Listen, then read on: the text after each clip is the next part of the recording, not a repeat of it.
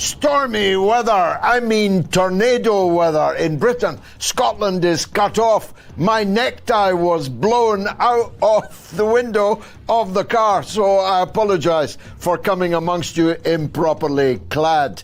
I've had a stormy weekend. You'll hear more about it in just a few minutes. Great victory for South Africa in the UFC. Dricus du Plessis, a great victory for South Africa. A string of great victories of South Africa. You see how fortune favours the brave and the sun shines on the righteous. Except for in Gaza, where hundreds more of the righteous, men, women, and especially children, have been slaughtered in the last few days. And Donald Trump is on the rampage, and Netanyahu is clearly expecting him. That must be why he's treating sleepy genocide Joe Biden so utterly contemptuously. Fasten your seatbelts on this very windy night in a tornado in Britain. I don't even remember a tornado in Britain, but it's here now. Hurricane Tornado Isha is amongst us. It's going to be a bumpy night. It's the mother of all talk shows.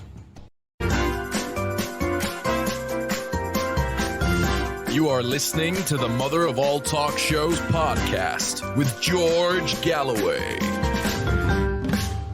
Seriously, karma is at work. Britain, for all its sins and crimes, has been hit by the first tornado in certainly my living memory. And South Africa, well, it is basking in renewed adulation around the world. And du Plessis' victory in the UFC after the Rugby World Cup, after the triumph at The Hague of the South African legal team, well, South Africa's on a mazy run. If the ANC were not slated to win the upcoming elections in the country, they sure are now.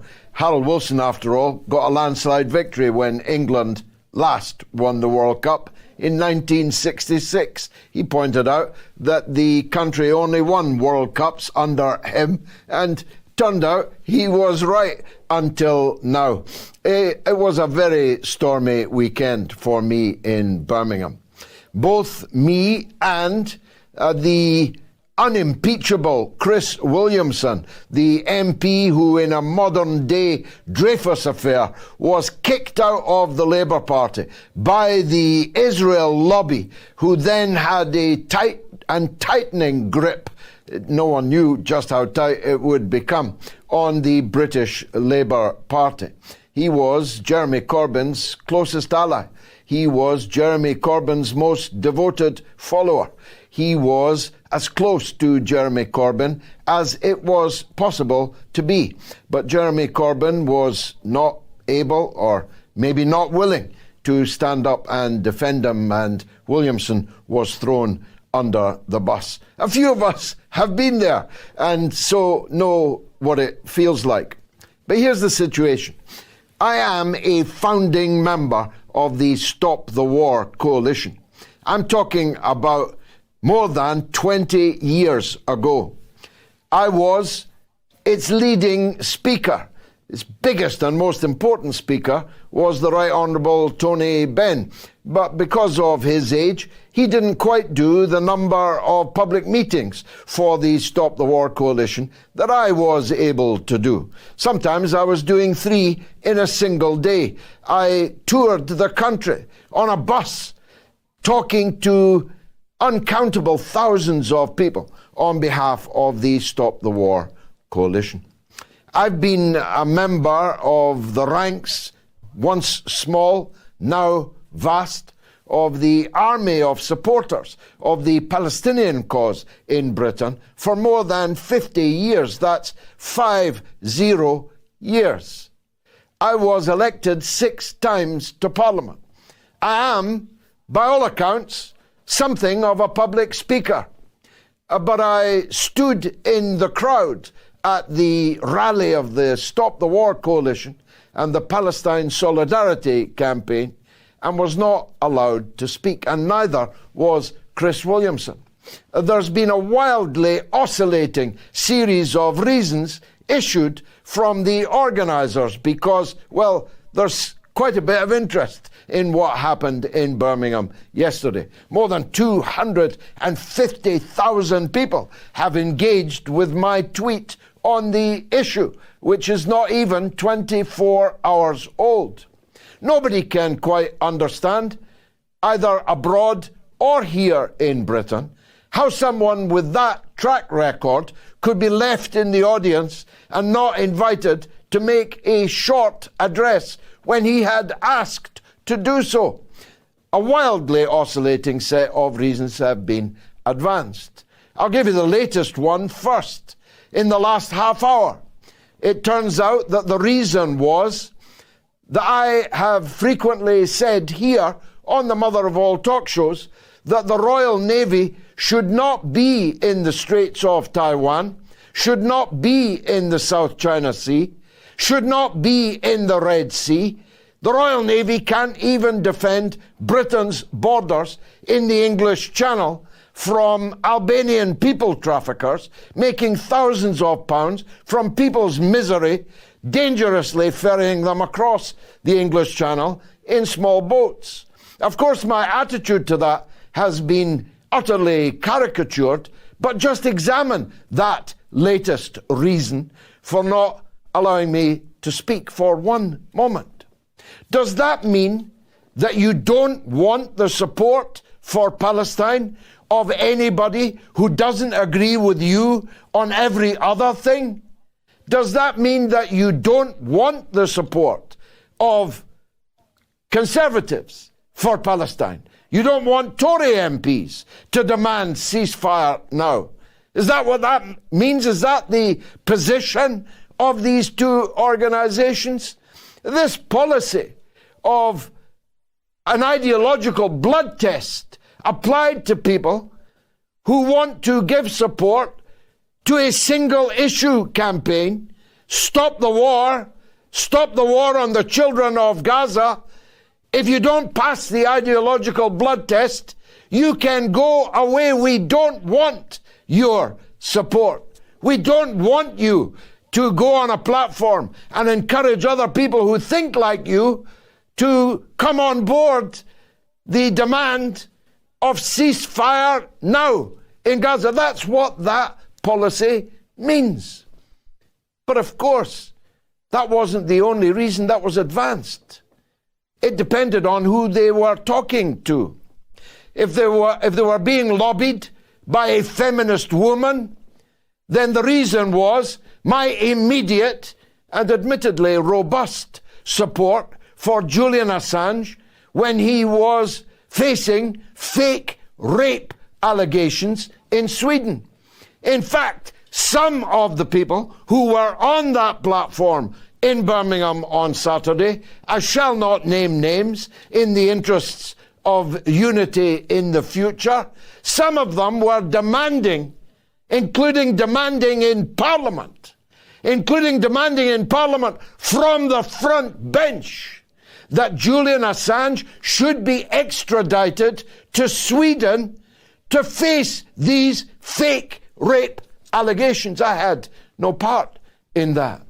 I instantly saw them as fake rape allegations and gave my immediate and unconditional, total, unrelenting, and now decade-long support to Julian Assange. Others are later to come to that party. If they were talking to a Muslim who was lobbying them, then the reason apparently was my support for Syria in its war against ISIS and Al-Qaeda and the alphabet soup of Islamist extremists. That was the reason why I must not be allowed on the platform. Others said I was too pro-Iran. I was too pro-China. I was too pro-Putin. In fact, one person was told that I was an agent of Vladimir Putin. All these reasons were given to all kinds of different people. Don't worry, lads, we've got a lot of them on tape. Now, quite apart from the mindless sectarianism of all that, quite apart from the utter dishonesty of all that, I'm going to rest my case on the first point that I made. The children in Gaza are dying. They're being slaughtered. We want everybody to support the demand ceasefire now.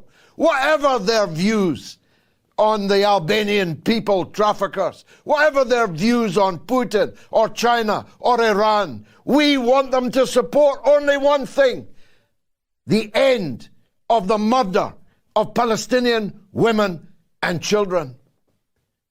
Any organization, solidarity organization, stop the war organization, worthy of the name, would put aside all differences, personal, political, ideological, in order to save those children on the screen that you are watching right now. Hundreds of them died in the last 24 hours. Netanyahu is completely open, brazen now with what he is saying. I will never allow a Palestinian state.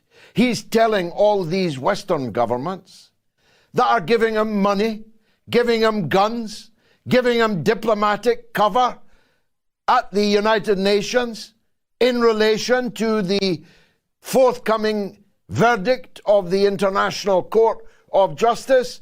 He's telling them there will never be a Palestinian state, and we will not implement any decision of the ICJ in The Hague. And yet, all these Western governments are not only continuing to supply him, the gang, the band is being brought back together. France, Germany, Britain and America have already declared in advance that they will not be abiding by any adverse decision of the honourable judges in the International Court of Justice either. Is this the rules-based order? You set up an ICJ, you fund it, you send judges to it, but if it dares bring in a verdict against your pet bulldog, your pet savage devil dog, then you'll simply ignore the decision that is made. Is this the Western values that we are told that we stand for? Not only are we ready to fund genocide, arm genocide, proselytize for genocide, give diplomatic cover to genocide, if a court declares that it is genocide, we have decided to ignore the verdict of the court. It's hard to see how much lower we can go with all of this. It's hard to see when you see a general from the Netherlands, from the NATO High Command, tell us that we're going to be at war with Russia within the next 20 years. A war that would end the human race. By definition, any war with Russia will be a nuclear war, and none of us will be left alive.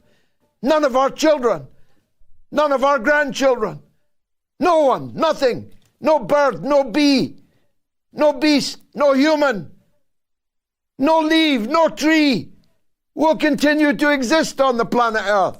According to a NATO general, speaking publicly, he says, in the next 20 years. Little Grant Shapps, if that's his name today, the diminutive warrior posing as Britain's defence minister, he went one further in the course of the last 7 days. He said we're going to be at war with Russia, China, Iran, and Uncle Tom Cobley and all. He named 5 wars that we now have to prepare for. And he was begging on television this morning for people to join the armed forces to get killed for Grant Shapps. for Rishi Sunak. I'm not making this up. In his television interviews today, he begged the British public to join up in the armed forces. Well, that's partly because our Royal Navy is held together by glue. That's partly because you could fit the entire British armed forces into a single football stadium, all with seats and all with room to swing a cat. But the bigger question is, and I've now been around London last weekend, Birmingham this weekend, how can we afford all these wars? Leave aside the moral arguments about why we should be risking the end of humanity itself. Where's the money coming from? Have you seen the state of Britain? That Scotland can be cut off by adverse weather, no trains, no buses, beyond Preston. How do the Russians manage it?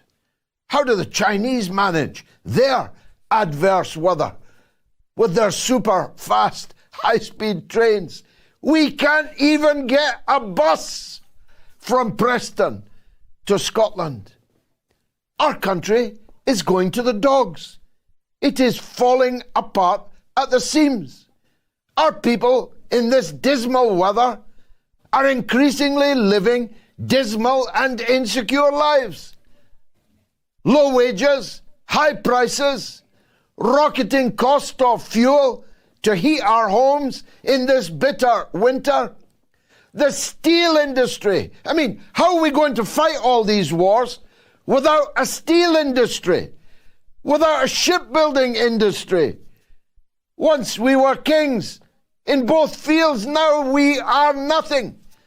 Port Talbot in Wales was just told that the Indian owners of British Steel are closing down and moving their production elsewhere, making 3,000 families destitute in one stroke.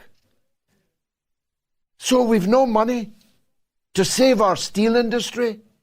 We've no money to keep our old age pensioners warm in the winter time. We've no money to afford a future for our young people, leaving school, leaving universities and colleges increasingly with nowhere meaningful to go to make a living.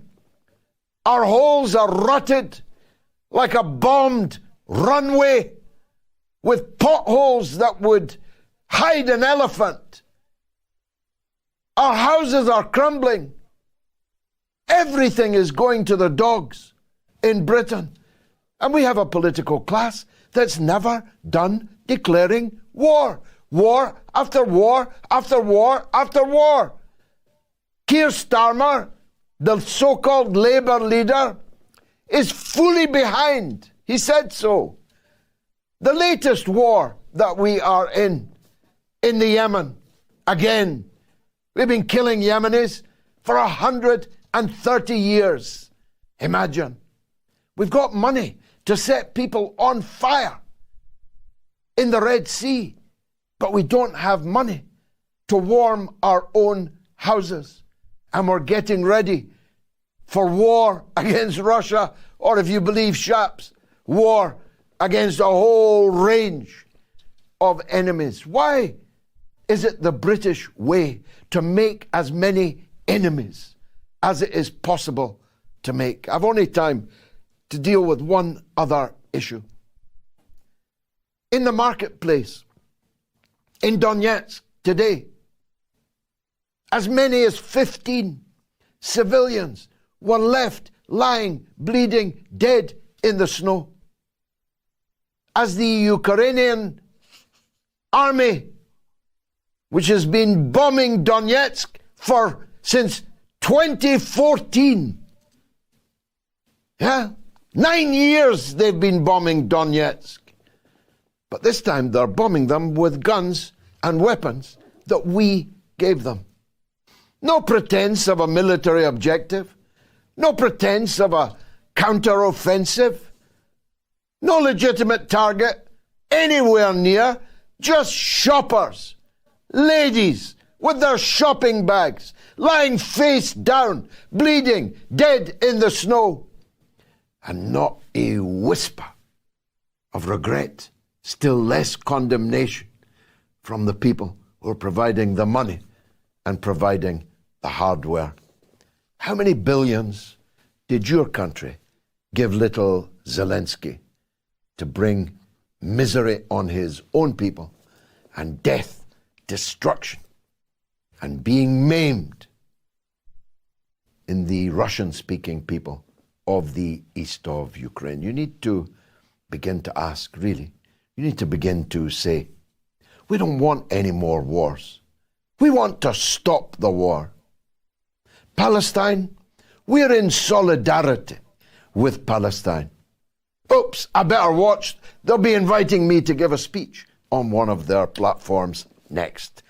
Stay tuned, it's going to be the mother of all talk shows. You are listening to the Mother of All Talk Shows podcast with George Galloway. One of my very favourite guests. I used to work with her on RT America. She's a good old Texan girl, though she's been around the world ever since those days. Yes, it's Rachel Blevins. Rachel, welcome back to the mother of all talk shows. Now, there's so much to talk about in the United States. I don't know how we're going to fit it all in. But I'm working on the assumption Biden's telling the truth when he says he is trying to get Netanyahu to at least bomb the children more quietly, at least pretend that they're trying to avoid civilian casualties, and at least pretend that there might be a Palestinian state over the other end of that rainbow. And Netanyahu is deliberately humiliating him and is waiting for Trump, hoping that Trump, Zion Dawn, will be better for him than Biden. What do you think of that thesis?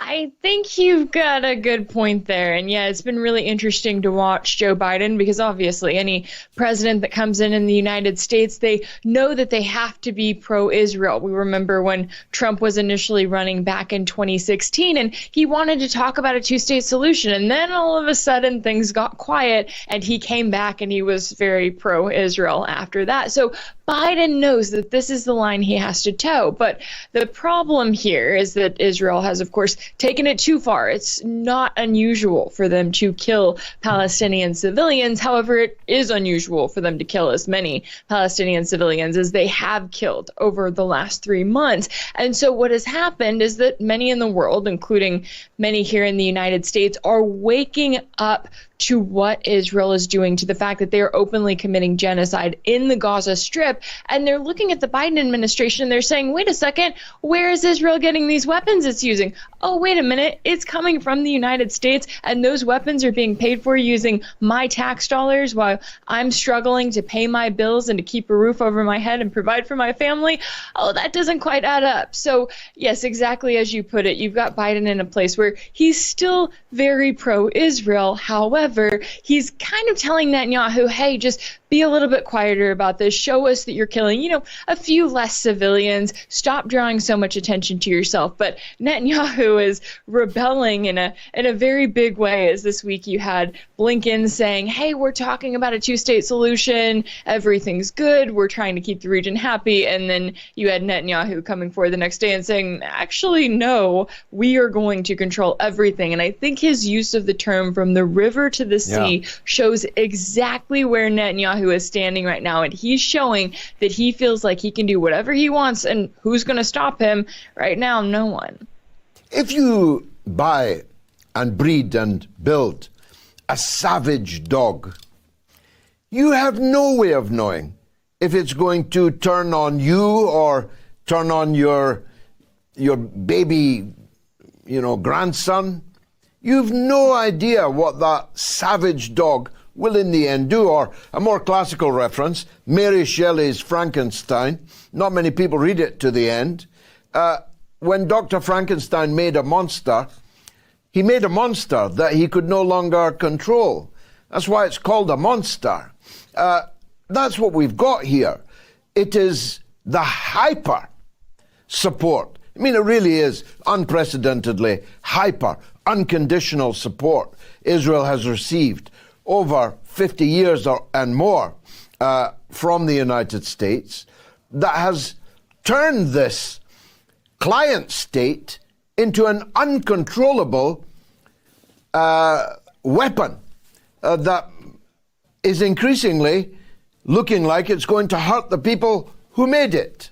It does seem that way. And, it's interesting to see kind of the rhetoric because obviously, as you pointed out, Trump is very pro-Israel now. He's gone above and beyond. And so the assumption is that if he comes in for a second term, he's going to keep being pro-Israel. But you also have those running for the presidency like Robert F. Kennedy Jr., who also very pro-Israel, but he described it as the U.S. having an aircraft carrier in the Middle East. He's saying, hey, we need to support Israel so that we can have some control over the Middle East. But as we're seeing now, Israel is getting many countries in the Middle East to want to turn against it. And so you've seen this monster that the U.S. has created, and they all knew it was coming. Maybe they thought that because they are the ones supplying the weapons and the funding and keeping the Iron Dome running, that surely Netanyahu would respect that. He hasn't on his end, but I also think that he's coming from a position of being this rabid and this outspoken because he knows that that is what his party wants and that there are many individuals there who support that. And he also knows at the same time that the second the war ends, he is out of office. And so you've got a situation where you've got Biden struggling to stay in office and complete his first term, let alone run for a second one. And then you've got Netanyahu just trying to stay there. But unfortunately, when it comes down to those who are running for president here in the U.S., they all seem to understand the line that you have to be pro-Israel. And that means, in this case, being pro-genocide, because that is what Israel is supporting. Now, how is the campaign going? Donald Trump's on the stump. He's giving speeches all over the place. He won the Iowa caucuses by an unprecedented margin.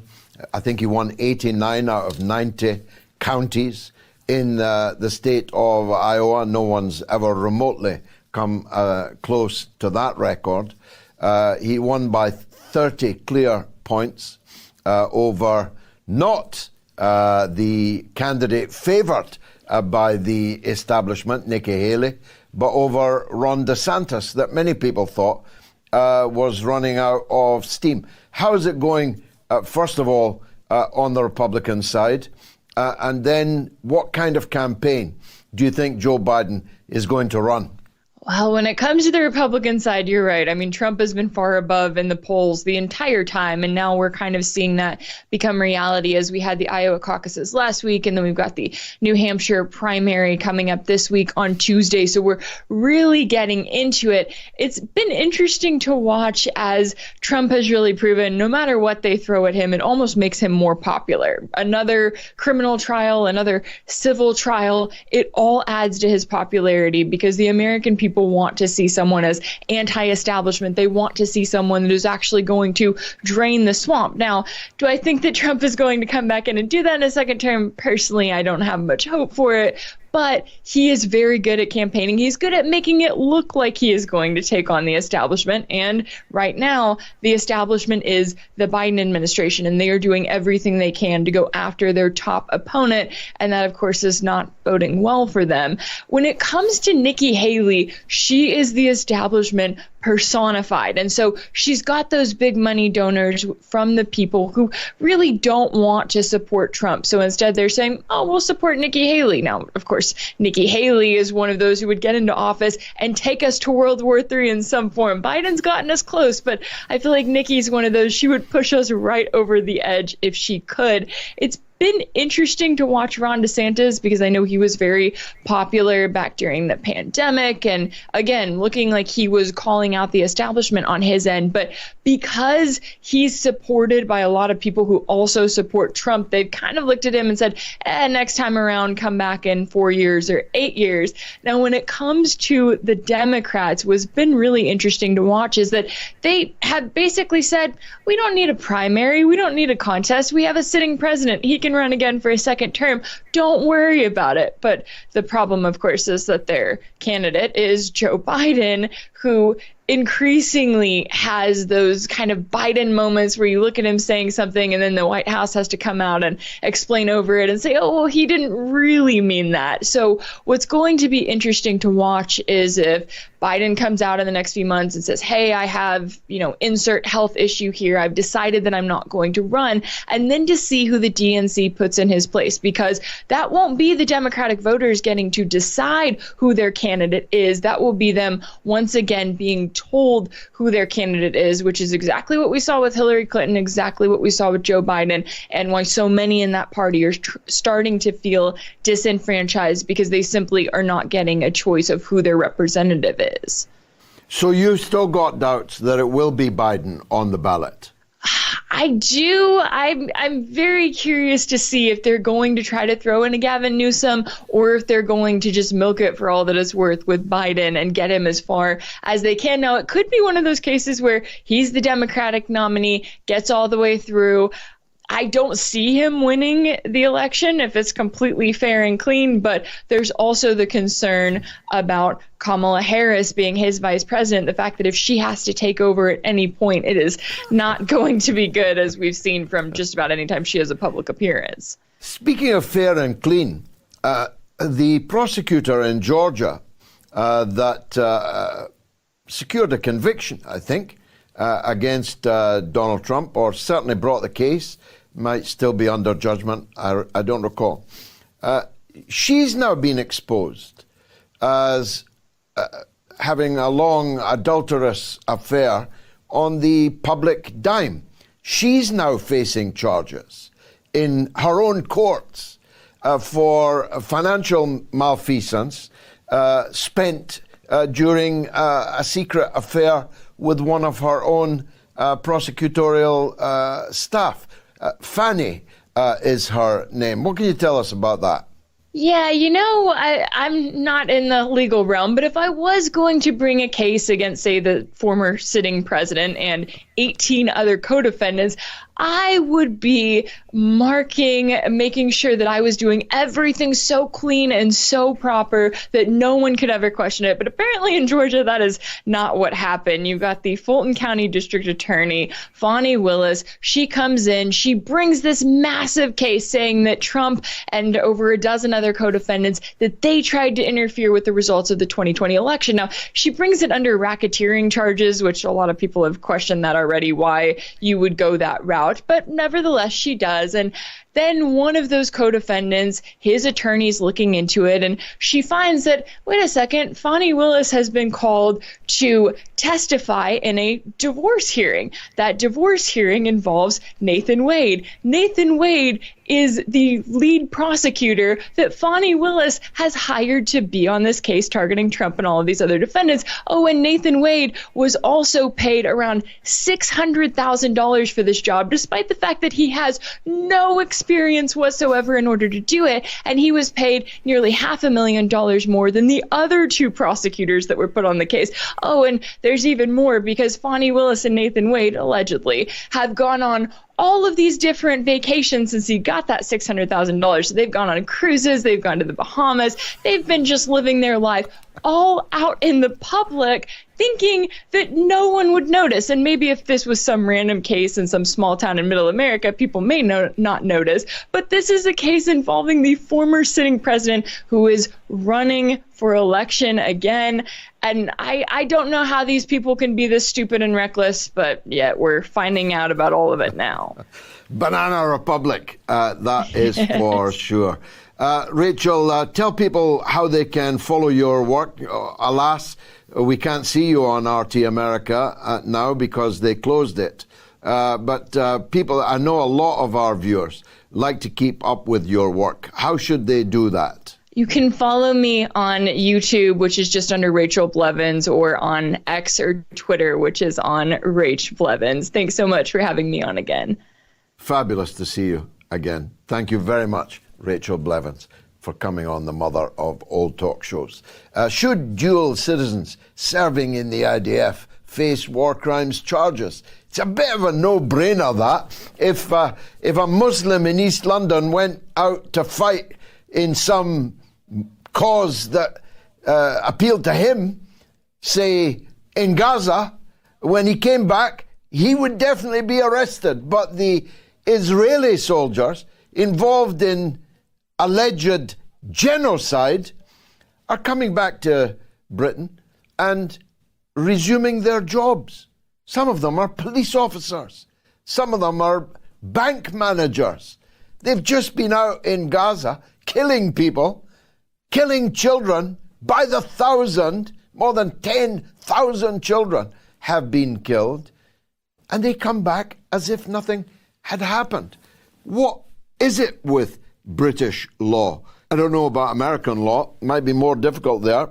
But on the face of it, British law is clear that you're not allowed to go and fight in another country's army when you're a British citizen. So should these dual citizens serving in the IDF face war crimes charges? You can vote on my Telegram, t.me/George Galloway. You can vote on my Twitter, my X. You can vote on the YouTube community poll, and you can vote on the YouTube stream. If you're watching on YouTube or on Facebook or any platform that allows you to share, please do share the program now with all of your contacts. Let me take a quick break. You are listening to the Mother of All Talk Shows podcast with George Galloway. Doc Jazz is a surgeon, an author, a musician, and an activist. Oh, and by the way, he's also Palestinian. He's got it all. He's the man with the plan. Let's go to him now. Doc, welcome to the Mother of All Talk Shows. I'm a big admirer of yours. We'll talk about your music and so on later, but let's start with the deadly serious stuff. Where do you think the Palestinians are now that nobody's coming to their aid? The Israeli government has made it clear that whatever any court says, whatever any politician says, they're going to continue the slaughter. Where does that leave a people that have been besieged and bloodied for so very long? Yeah, George, thank you. I'm, by the way, very honored to be on your show. I'm a big fan. I watch twice a week, so it's quite a thing to suddenly be on. Thank you. Yeah, this is, of course, a very good question, a very important one, too, because it relates to the effect of that huge surprise that happened on the 7th of October. All these decades, 75 years, it's true that we had our own PLO, we had our own resistance factions.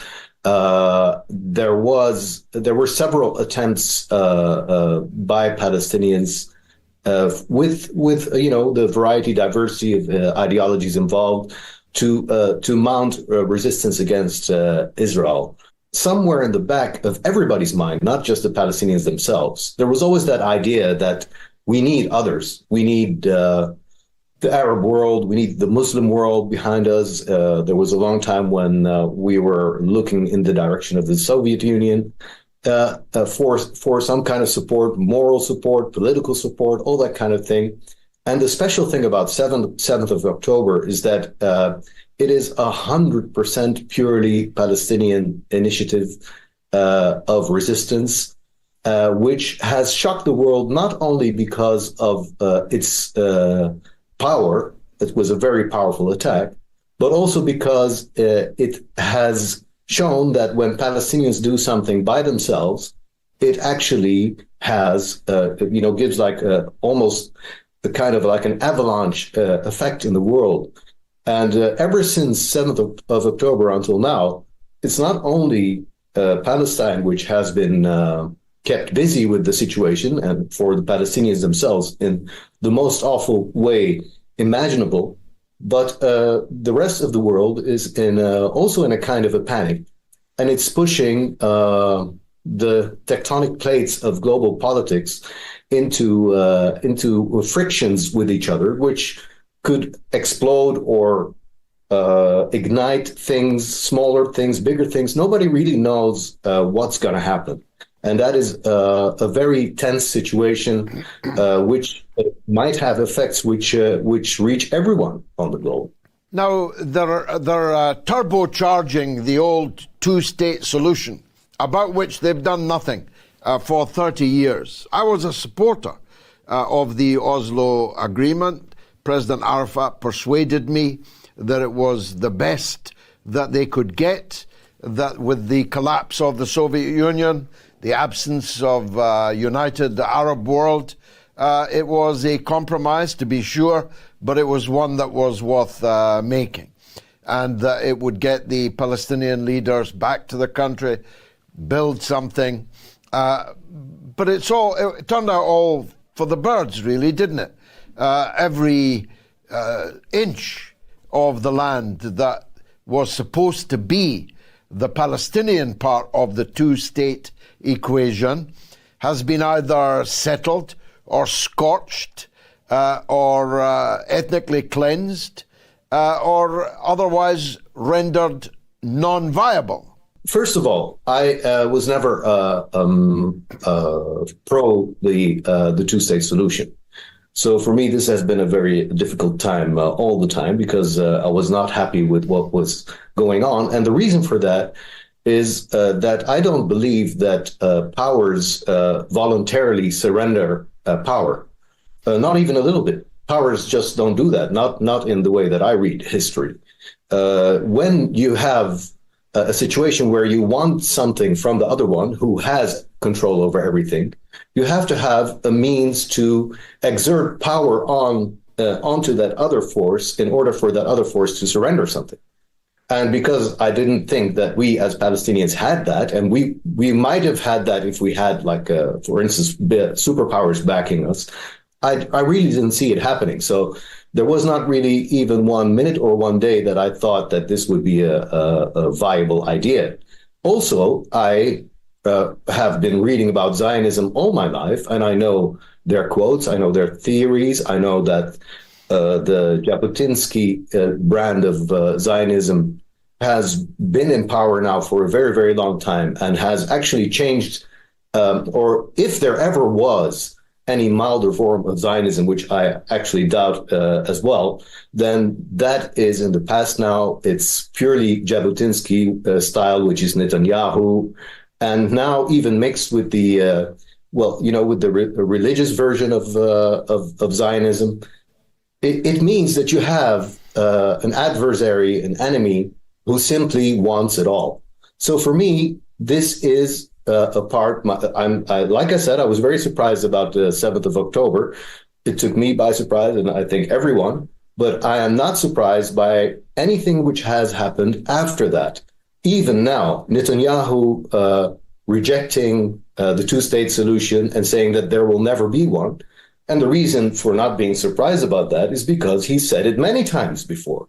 And I don't know why, when he says that, people still give credence to other things that are happening. And if you look at Israeli politics closely, which I do, then there aren't really things on that level which are surprising. Settlement expansion has always continued. Has it ever stopped? Was it ever halted? Was it ever paused? Land grabs, did they ever stop? They never did. All the things which are moving towards complete domination of what Netanyahu calls the land west of the Jordan, all of that was happening. So this, from my side, the way I see it, that's just an extrapolation of what was already going on.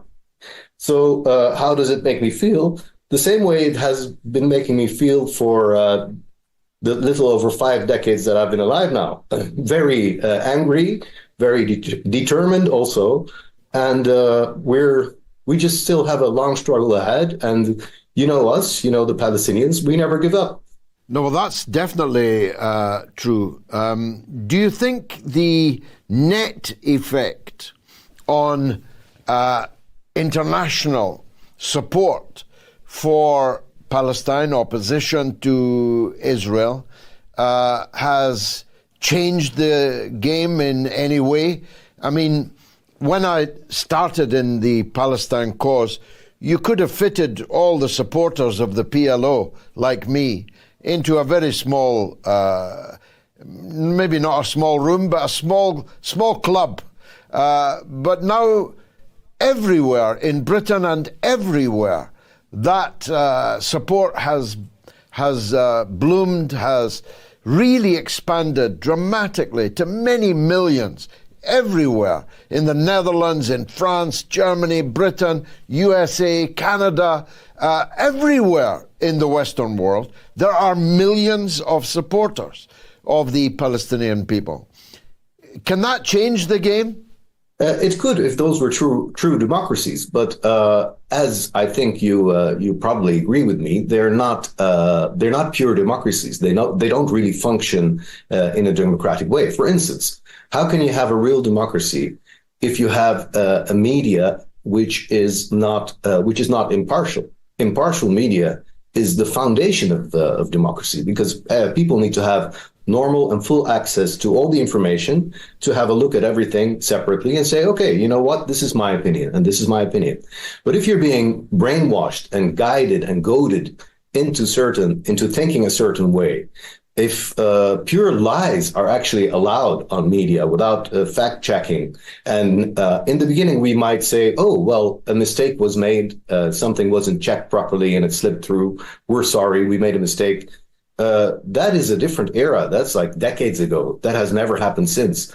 All these media are owned by conglomerates, and these conglomerates all sing to the same tune. I do not want to diminish the importance of this huge effect that we've seen now in these past months.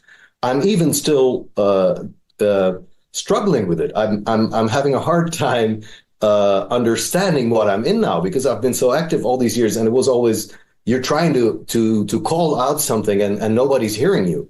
And now you write or you say something and everybody goes, yeah, absolutely. So that is a very confusing thing for myself, and perhaps for other Palestinians as well. But whether that will really result in anything real, well, you know, we can have ideals. The real world still works on geopolitics and geopolitical elements are what decide the outcome of everything. It comes down to your army, your resources, your political friends, your allies. And in that sense, I don't think that the Westerners, the Western public has at this moment a lot of influence on it. But I do think that this situation will wake them up about it, and will say, because they believed this democracy idea. They believed that this, and that I was born and raised in the Netherlands. I lived for 40 years in that democracy. So I know what I'm talking about. I know what I've lived in, and I know how the citizen feels. And I think that this has shaken up more than we can see at this moment. I think that October 2023 was pivotal in many ways, because I think many people have seen masks come off that they didn't even know were masks, didn't even suspect that they were masks. So I think change is coming. And the only thing is that we can't predict how things will coincide, how things will go. For instance, here in the Middle East, the tensions are increasing every day. Nobody can deny it. It's really building up. Everybody's feeling it. Everybody's tense. Everybody's waiting and seeing what's going to happen. And we don't know that when it happens, what that it will be. We can make 5 or 6 possible scenarios, but it's very hard to predict which one will come first, and then what will come next. It's actually, we have the risk of a snowball effect, things leading to other things which we can't oversee, and which can be disastrous for all of us, including people who haven't even given a moment's thought to the plight of a small nation called the Palestinians, and yet that may be the trigger for this avalanche of events which may even sweep us all away. Where can people see you play? What is it you play? I play many instruments. I play guitar, piano, drums, and bass, but I also play Arabic instruments like oud and shibabi, which is a Palestinian flute. It's a very traditional thing, which is actually in danger of disappearing. So by playing it, I'm trying to also help keep it alive. I have a YouTube channel. I have a Facebook channel. I think I'm very easy to find. If you just type Doc Jazz, I'll be looking after the show to see you play. Thank you very much indeed for joining us on the mother of all talk shows. You are listening to the Mother of All Talk Shows podcast with George Galloway. Back to the lines.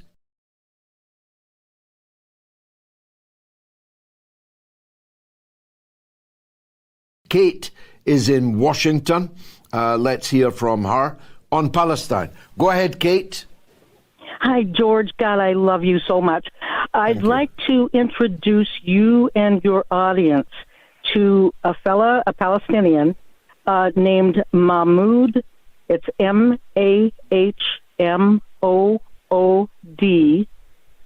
And then if you put space O-D, he's on YouTube. Mahmoud O.D. He's got amazing sources and daily updates with completely new information that's not available anywhere else. And is he in Palestine right now? He is in London right now. He's in your neck of the woods, and I would love it if you would contact him through his information. He's got his direct email address. You can find it through going to the YouTube channel and getting the address from that. And he's we'll definitely do that, Kate. Yeah, tell us more. Yeah, he's very sure Palestine is actually winning the struggle, and he has many sound reasons to back it up. And like, for instance, he actually drew diagrams and talked about why the tunnels, for instance, this was a while back, could not be flooded.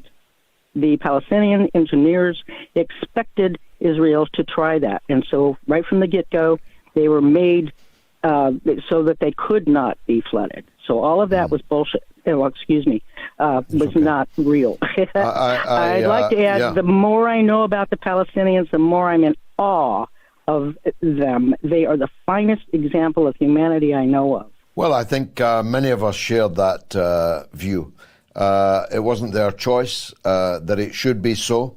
They didn't choose for their country to be colonized by European settlers. They did not choose the religion of the European settlers that colonized them. All they knew was that people came from Europe and took their land, took their houses, drove them out of their own country, and in an uncountable number of cases, killed them.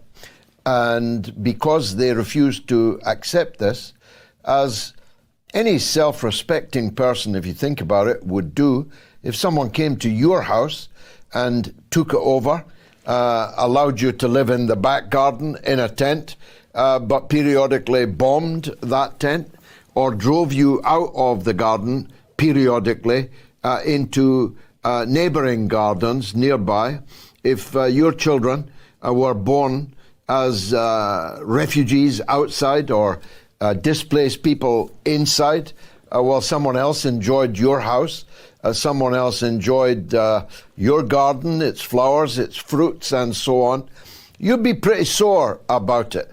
And you'd probably, faced with such a sea of troubles, take up arms and, by opposing, seek to end them. That's all that the Palestinians have done. And they're the only legal actors in this whole picture. They're the only people with the law, international law, on their side. They have a legal right, one would argue a moral obligation, but definitely a legal right to take up arms and resist people who have illegally occupied their country for well over half a century in many cases. Kate, thanks for that call. Rash Latif says we got to have solidarity amongst ourselves. We can have difference in opinions. On the topic, is Palestine stick together? And Claude Me says, months ago I remember George insisting that America runs the USA and not the other way around. Is George still of that view? I don't see how one could be. I absolutely believe that Israel is a creature of empire. First the British Empire and now the American Empire. Robert Kennedy is right when he says that Israel is our unsinkable aircraft carrier in the middle of the Arab world. But that doesn't mean, and I've never said otherwise, that there is not, I was going to call it unhealthy, but that seriously understates it, that there is not a deeply sick problem in American democracy that people whose only interest is the interest of Israel are able to, by one means or another, persuade US lawmakers to forfeit America's own interests in favor of their client state. But there's still a client state. Let me put it, if you like, as bluntly as I can. If Joe Biden turned off the money tomorrow, if he turned off the weapons tomorrow, if he voted at the Security Council of the United Nations tomorrow in a totally different way than the way that the US has done for as long as I've been involved in this issue, which is over 50 years, it would make the situation of the state of Israel untenable. So the US has the power. It has the power to stop this, but it will not use it. And in an election year, Biden is absolutely terrified of which way the chips would fall if he were to come out of the closet and state publicly that this cannot go on any longer and that it must stop right now, and no more money and no more weapons and no more protection in the international arena will be afforded to Netanyahu. Netanyahu would fall the next day. Beta Caliph says, thanks for the best university for truth, justice and humanity. Regarding the Nobel Peace Prize 2024, I have to say both South Africa and Yemen and the Palestinian people should have it. Thank you for that. I Look at News says, I am non-white from South Africa, a teenager in the 80s. Apartheid was never as brutal as in Israel. Marco Sullivan says, hi George, what the hell is occurring in Germany? The ADF party, second in the polls, talking of deportations. Can you educate us? From Mark in Worksop in Nottinghamshire. We will have to deal with Germany nearer the polling time for sure. Last call though, because there's only 3 minutes left, is Danielle from Arizona on Palestine protests. Danielle, it'll be warmer in Arizona than it is here, where there's a tornado blowing and it's below zero. Tell us, cheer us up about Palestine protests in Arizona. Well, I actually just have a quick question. Do you think an organized bank run for a ceasefire would be effective? I'd probably be arrested at the door if I called for an organized bank run. I think that there's a case for changing your account from one bank to another.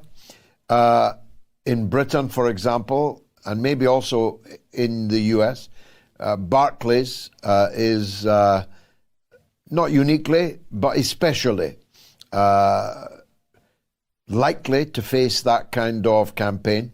And many people, I see it on social media, many people are closing their Barclays bank account and transferring their business elsewhere. And that will begin to have its effect on Barclays, as the boycott of McDonald's is turning out to be an extraordinary success. McDonald's has lost probably billions as a result of their early decision to hand out burgers free to an invading army on its way to genocide. It doesn't get much more serious than that. And McDonald's have paid a very high price for that. No self-respecting person will now be seen dead in a McDonald's. And many people have vowed that they will never cross the threshold of McDonald's ever again. And Starbucks at Dublin Airport has changed the name of Starbucks. That is a phenomenal achievement by the Irish people and by the boycott campaign. And Starbucks, too, must obviously now be regretting the utter stupidity of endorsing by association their company and their coffee with what has since happened in Gaza. And there are many others that are coming under real pressure of boycott. Now, whatever our governments think, we have the right to boycott. No one can legally force us to drink Starbucks and eat McDonald's. And so we should exercise our own free agency and boycott at least the worst offenders. And I've given the names of 3 of them. At least the worst offenders, don't give them your business. And if we all do that, the impact is phenomenal. And it really hurts them. And it sends a message to other companies to distance themselves from the foolish idea that by endorsing genocide, endorsing occupation, endorsing child killing, that you could possibly improve your business. Well, look, time is up.